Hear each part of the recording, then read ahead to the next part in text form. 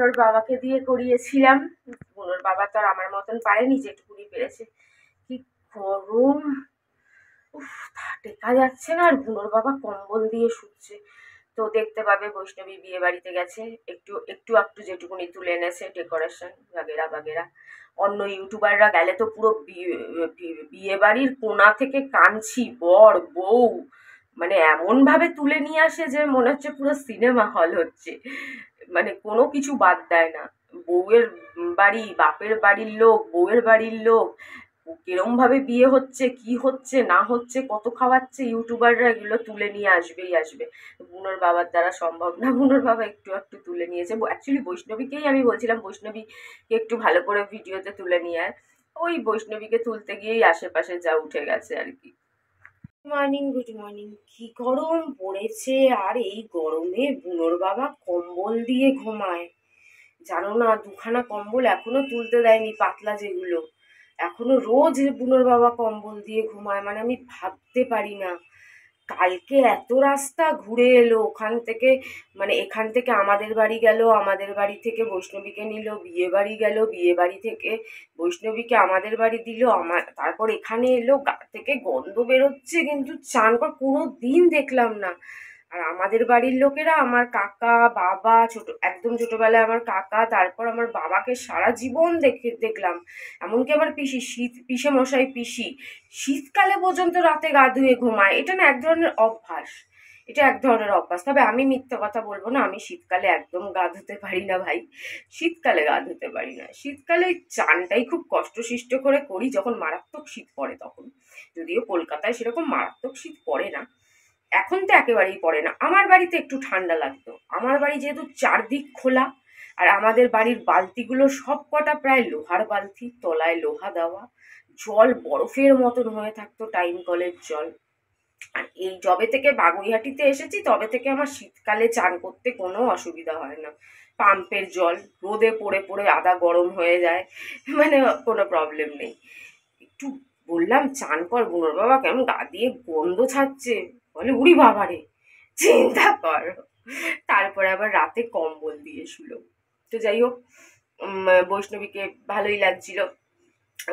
আমি মা হয়েছে বেশি তো আর বলতে পারি না, ভালোই লাগছিল। আর সমস্ত মায়ের কাছে তার সন্তানরা রাজকুমারী, মেয়ে সন্তান আর পুত্র সন্তানরা রাজকুমার, তাই তো আমার কাছেও আবার মেয়েরা রাজকুমারী, আমিও রাজকুমারী আমার কাছে। শুধু মেয়েরা হবে কেন, আমি হব না কেন? আমার কি কোনো দাম নাই? আমি সন্তানদের যেরকম দাম দেই, মায়েরও একটা ইমোশনের দাম দেই। মারও একটা জীবন, মারও একটা রক্ত মাংসের শরীর, মারও দাম আছে। কিন্তু বেশিরভাগ দুনিয়া বাচ্চাদের দাম দেয়, মারে দাম দেয় না। তো যাই হোক, তো গেল। বৈষ্ণবী যে লেহেঙ্গাটা পরেছিল, মানে ঘাগরাটা পরেছিল, দেখে কিছু বুঝতে পারলে ওটা কার হতে পারে বলো তো? ওটা আমার। আর ওটা কে দিয়েছিল? রাজীব দিয়েছিল। ওটা রাজস্থানী ঘাগরা। রাজস্থান থেকে আগে যে বলতাম না, আগে শাড়ি মাড়ি লেহেঙ্গা ঘাগরা কত কিছু এনে দিত, এক গাদা শাড়ি দিত, সবাইকে দান করে দিতাম। পিসিকে, বড় পিসির মেয়েকে, মেয়ে আরো দুই একটা বেশি দিতাম। আর এখন কিপটা, একটু প্রসাদও এনে দেয় না, এত কিপটা হয়ে গেছে। লেহেঙ্গা তো দূরের কথা, দেখো বৈষ্ণবীকে ভালো লাগছে একটা এনে দিত আমার জন্য, এইবার যে গেলি একটা আমার জন্য এনে দিতি। ওটা আগে দিয়েছিলি, তখন আমি রোগা ছিলাম, যখন ওর সাথে প্রথম প্রথম দেখা হয় তখন 1-2 বছরের মধ্যেই ওটা দিয়েছিল। তখন তো আমি খ্যাংড়াকাঠি ছিলাম। শিবম হওয়ার পর 75 কিলো হয়ে গেছিলাম, ডায়েটিং করতে করতে নিজের ঘরে ডায়েটিং করতে করতে কিচ্ছু খাবার দাবারের নিয়ম কানুন মানিনি। ওই যে এখন যেরকম ডায়েটিং এর জন্য নিয়ম কানুন দেখায় না, সিদ্ধ ডিমের সাদা অংশ, ফলমূল, অমুক তমুক, কিচ্ছু মানিনি। আমি কি করেছিলাম, শুধু খাওয়া ছেড়ে দিয়েছিলাম। কি রাতে খেতাম একটা রুটি, আর দুপুরে খেতাম এইটুকুনি ভাত, আর তার সাথে এতগুলো মাথার তরকারি সবজি। মানে মাছ মাংসটা আমি খুব একটা কম খাই, মানে কমাইনি। মাছ মাংস যেরকম খেতাম সেরকমই খেতাম, শুধু ভাতটা একদমই নামমাত্র, মানে দুবার মুখে দিলে আর ভাত খুঁজে পাওয়া যাচ্ছে না। মানে এখন যা খাই তারও আর্ধেক। বুনো এখন যেটুকুনি খায় এইটুকুনি বুনো একদম ইদানিং খাওয়া খুব কমিয়ে দিয়েছে ওরকম। আর রাতে একটা রুটি, কখনো কখনো আবার একটা রুটি ছিঁড়ে অর্ধেক রুটি, আবার কখনো কখনো রুটিও খেতাম না, শুধু মুড়ি খেয়ে শুয়ে পড়তাম। মুড়ি, তো মুড়ি আর তরকারি। আর সকালবেলা মাস্ট ছিল গরম জলে লেবু, খালি পেটে গরম জলে লেবু আর কিছু ফ্রি হ্যান্ড এক্সারসাইজ, এই করে আমি 48 কিলো হয়ে গেছিলাম, 46-48 কিলো। তো তখন দিয়েছিল, তখন আমার ওটা একদম গায়ে ফিটিংস বসতো। একবার পরেছিলাম, পরে দেখেছিলাম ঘরে, কিন্তু পরে রাস্তায় পর্যন্ত বেরোয়নি। ওটা ওরকমই আমার বাবা তুলে রেখে দিয়েছিল, ওটাই বৈষ্ণবী পরেছে। তো যাদের বিয়েতে গেছিলেন তারা গুজরাটি, নন বেঙ্গলি গুজরাটি ফ্যামিলি। তো আমি ভাবছিলাম যে নিরামিষ হবে, আবার ভাবছিলাম নিরামিষও হতে পারে, মাছ মাংসও হতে পারে, কেন বিয়ে হচ্ছে বাঙালির সাথে, যে আজকাল তো হয়ই, অনেক হয়। তো বিয়ে হচ্ছে বাঙালির সাথে, তো অনেকেই আছে 2 রকম কাস্টেরই খাবার করেন, কিন্তু ওনারা শুধুই ভেজ করেছেন। তো যাই হোক, বৈষ্ণবীর পনির খুব পছন্দের, তো পনির পকোড়া, কফি আর ফুচকা, এটা হচ্ছিল স্টার্টারে ছিল, মানে প্রথমে পনির পকোড়া, ফুচকা আর কফি, আর তারপরে মেন কোর্সে ছিল হচ্ছে কচুরি, আলুর দম, নান, চানা মশালা, মানে 2 রকমের হয়েছে, কচুরি আর নান দুটোই হয়েছে, আলুর দম আর চানা মশালা দুটোই হয়েছে। আর ছিল দই বড়া, ফ্রাইড রাইস, পনিরের তরকারি, চাটনি, পাঁপড় ভাজা, লেডিগিনি, লাড্ডু আর আইসক্রিম। বুনোর বাবা বলছে বৈষ্ণবী তো খেলোই না, এটুক এটুক এটুক এটুক খেলো। আমি বলি আমার ছেলেমেয়েরা ওরকমই, আমরা নিজের ঘরে যতটা খেতে পারি কোথাও গেলে না একদম খেতে পারি না। এক তো আমি তো কোথাও যাই না, আর ওরা আমার বাচ্চা কাচ্চারা কোথাও গেলে সেরকম খেতে পারে না, মানে মিষ্টি খেলো না, নানপুরি খেলো না, চানা খেলো না, শুধু এইটুকুনি ফ্রাইড রাইস নিয়েছে, 2 পিস পনির নিয়েছে, আর খালি 2টো আইসক্রিম খেয়েছে, আর প্রথমে ওই 4টে ফুচকা খেয়েছে আর 2টো পনিরের পকোড়া খেয়েছে, এই খেয়েছে। যে ঠিক আছে, এই যথেষ্ট। কারো বাড়ি গিয়ে কি আমরা ওই যে ইউটিউবে দেখি এক একজন বিয়ে বাড়ি গিয়ে কিভাবে খায়, ওরকম ভাবে কেউ খায়, ওরকম ভাবে ওরা খাবেও না, আমি জানি। ওরকম ভাবে খেত, খায় না কেন, ওরকম ভাবে আমার বাবা টাবারা বলতো, গল্প করতো, বিয়ে বাড়ি গিয়ে 10টা রসগোল্লা খেয়েছি, 5টা রসগোল্লা খেয়েছি, শুনে আমরা হাসতাম, 10টা রসগোল্লা খেয়েছো, 5টা রসগোল্লা খেয়েছো, হ্যাঁ হ্যাঁ। আমরা তো গিয়ে একটার বেশি, যেটুকুনি গেছি 2-1 বার 4 বার, একটার বেশি কোনোদিন কিছু, মাছও হলে একটা, মাংস হলেও 1 পিস, সব কিছুই 1 পিস, কোনোদিন 1 পিসের বেশি কারো বাড়ি গিয়ে খেতে পারি নাই। তো যাই হোক, এই হচ্ছে ব্যাপার।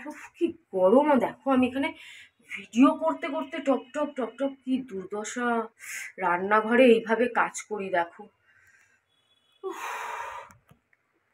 তো ভুলেই গেছি, বৈষ্ণবীকে সাজিয়েছে ওর দিদি অঙ্কিতাই সাজিয়ে দিয়েছিল। ওই বললাম না অঙ্কিতাদের বাড়ি যাবে, আর লিপস্টিক দিচ্ছিলাম, ও পরে ফোন করে বলে মা লিপস্টিক লাগবে, বলতে ভুলে গেছি, লিপস্টিক লাগবে না, আমায় অঙ্কিতা দিদি সাজিয়ে দেবে। তো অঙ্কিতা দিদি সাজিয়েছিল, পুচকুটাকে নিয়ে আমাদের বাড়িতেও এসেছিল। আমি বুনোর বাবাকে বললাম কিছু পয়সা দিলি, দেয়নি। পয়সাটা দিলে একটু ক্যাডবেরি চিপস তো কিনে দিবি, সেটাও দেয়নি। হ্যাঁ হ্যাঁ, আমি যদি জানতাম তাহলে 200 টাকা দিয়ে দিতাম আপাতত, কিন্তু আমি তো জানতাম না। আমি জানি ও অঙ্কিতাদের বাড়িতে গিয়ে সেজে আসবে, অঙ্কিতা আর পুচকুটা যে আবার আমাদের বাড়িতে আসবে তা তো আমি জানি না, তাও আবার যেই টাইমে বুনোর বাবা যাবে সেই টাইমে আসবে সেটা তো আমি জানি না। একটা চকলেট কিনে দেয় তো মানুষে, কি ভাবলো বাচ্চাটা।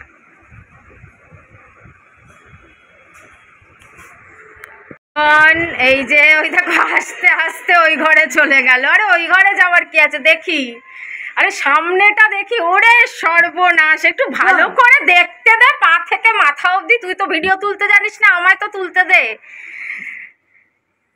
যার আজ প্রথম চ্যানেলটা থাকলে 2-3 লাখ সাবস্ক্রাইবার হতো, তার কাছে একটা ট্রিপর কি বলে ব্যাঙের মাথা, সে তো বলতেই পারে না কিনবে কি ছাতার মাথা, আসলে বলতে পারে না, না কোনোদিন দোকানে গিয়ে জিজ্ঞেস করিনি, এইসব নিয়ে ভিডিও দেখি না, জানি না, তাই তার কাছে একটা মোবাইল স্ট্যান্ড নাই, কি বলে ট্রাইপড গোষ্ঠীর পিন্ডি, যাই হোক ওই নাই। বোঝো কাণ্ড, সারা জীবন ঘুরতে যাই আর যেখানে যাই সেখানেই হাতে ধরেই ক্যামেরায় ভিডিও করে গেলাম সারা জীবন, এতেই মিলিয়ন সাবস্ক্রাইবার ছিল, টিকটকেই হাতে ধরেই, আর ইনস্টাগ্রামেও ছিল 1.5 লাখের মতন, এই হাতে ধরেই, তাই এই হাতেই ভিডিওর কামাল।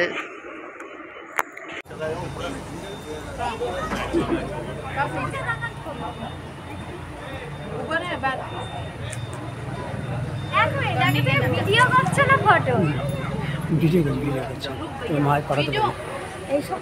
আরে আবার প্রথম কি হবে?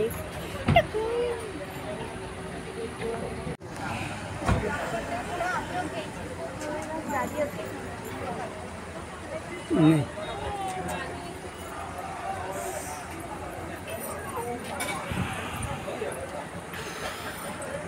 গরম লাগছে প্রচুর।